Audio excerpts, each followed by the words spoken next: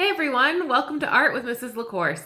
Today we're going to be learning how to draw a shark together, and we're going to add our own little flair to it at the end. So without further ado, all you're going to need is a pencil, a piece of paper, and something to color with. All right, you ready?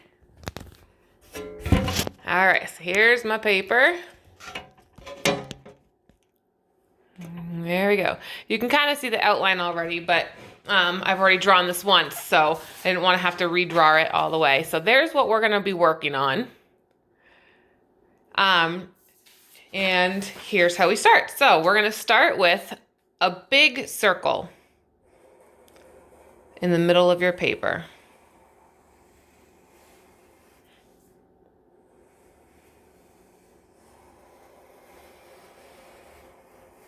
Like that.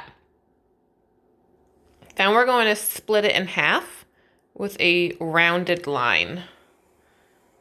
So it's not a straight line across, it kind of pulls up just a little bit like that to divide the face. Above, in the middle, even though sharks have eyes on the side of their head, if you want to put them on the side of their head, you can.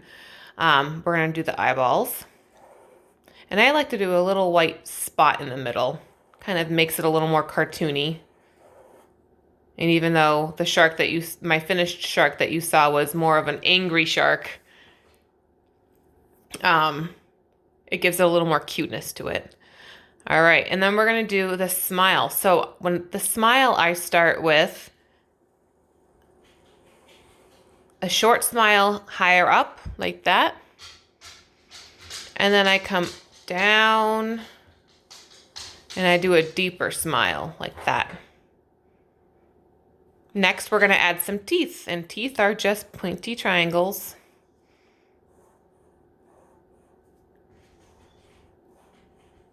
All the way across the top of the mouth, all the way across the bottom.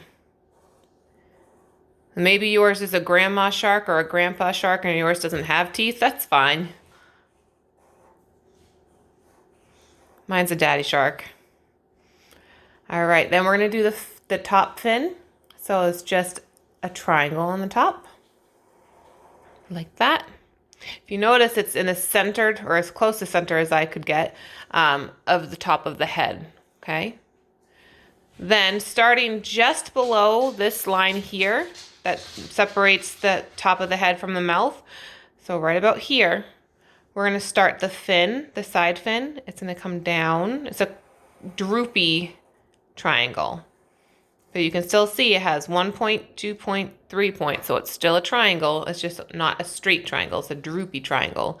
Again, we're going to start just below this line here. And we're going to come down to a point and back up. Like that. Notice that the point over here, it gets shorter, or not shorter, thinner and thinner as it comes down to the point, and then wider as it comes up here, okay? All right, so next we're gonna draw the line for the bottom of the ocean. You can draw a treasure chest if you want to. I didn't draw one on this one, but a treasure chest, if you think about it, it's just a box with a keyhole, which is almost looking a little bit like a fish. See, if I turn it this way, it almost looks like a fish, like that. And then a rectangle on top for the lid. And you can draw some lines going across, like that, to represent the wood. And if you wanted, you can have some jewelry kind of hanging out at the end of it, or coins. I always put a pearl necklace of some sort. I don't know why. All right, so then we're going to do some seagrass too, just to take up some space and make it a little more interesting for the shark to be it. And this is just a wavy triangle. Do you guys see that?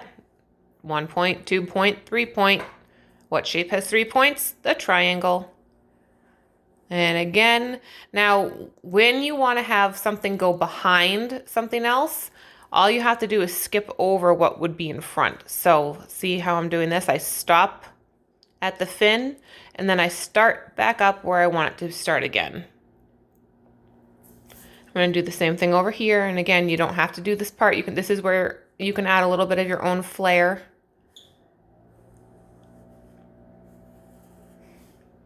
You can add a crab or a lobster at the bottom. You can add some dots for sand.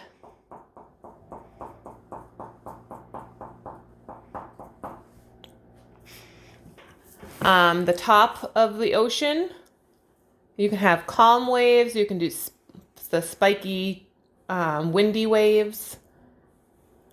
So if you notice, these are just triangles that kind of curve off to the side a little bit. Like that. And then we can add some other fish in here, which is just a circle with a triangle on the end. So there's, if I were to continue this circle like that, and then here's the triangle. So if the triangle were to continue, it'd come into the body of the fish. And give it an eyeball. Same thing with this one if you want to do a second one or a third one. I did 3 in my last one, and I'm going to do 3 again. Like that. Now, before we finish with this, we're going to give the fish a little bit of expression. So if this was a happy shark, sorry for that. If this was a happy shark, his eyebrows, and I'll show you the difference. I've got an angry, hungry shark in one. Daddy shark is hungry. If this was a friendly shark, my daughter has a book about a friendly shark. His eyebrows would go up like this. Do you see like that?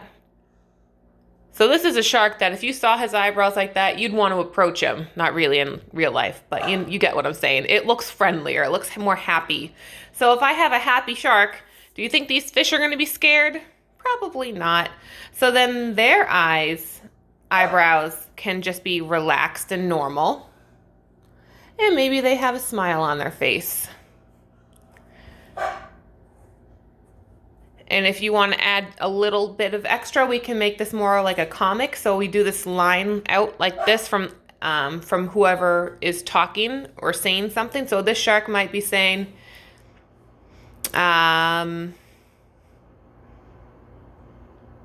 what's going on, guys? What's up?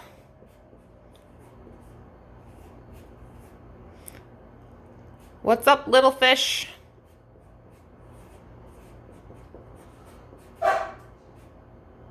Oops. And then maybe this guy saying, yo! And then this one says, hey, Daddy Shark.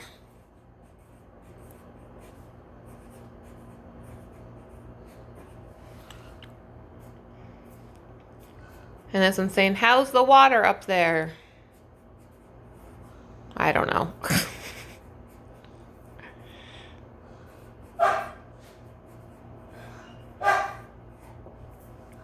So by adding these eyebrows like that and like these, it's making more of a happy shark. Now, if I had this one, which I had colored, if you look at the eyebrows going downward like that, it makes it look angry.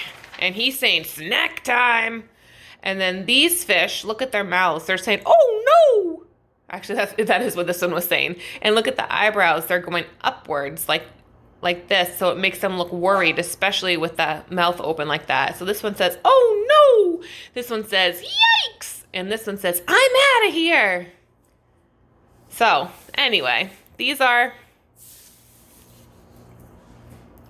is our project for today. When you're done, you can color it or paint it however you want to do it. Markers, crayons, watercolor. If you want to try the watercolor technique with the markers where you draw a little bit using marker and then you use water with the paintbrush because the color in the markers acts as like a watercolor. When you add water to it, it runs or it bleeds out. Then you can do that. Yeah, that's it. So I hope you guys enjoyed your lesson and I can't wait to see you guys soon. Take care. Bye.